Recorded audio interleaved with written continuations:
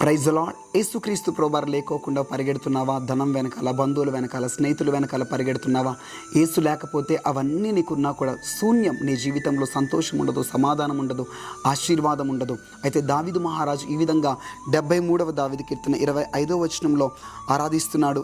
నీవు నాకుండగా లోకంలోంది ఏది నాకు అక్కర్లేదయ్యా, నా జీవితంలో నీవు ఉండాలి ప్రభా.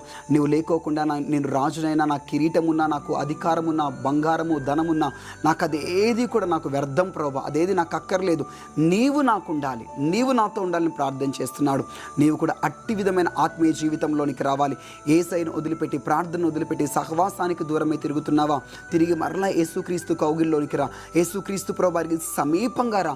నీవు నాకు ఉండాలి ప్రభా, ఏది నాకు అక్కర్లేదని నీ స్నేహితుల్ని, బంధువుల్ని యేసయ్యకి ఇవ్వాల్సిన ప్రథమ స్థానంలో ఎవరినైతే కూర్చోబెట్టావో, ఎవరికైతే విలువిచ్చి తిరుగుతున్నావో వాటన్నిటిని పక్కన పెట్టి ప్రభు దగ్గరికి రా. God bless you. Praise the lord.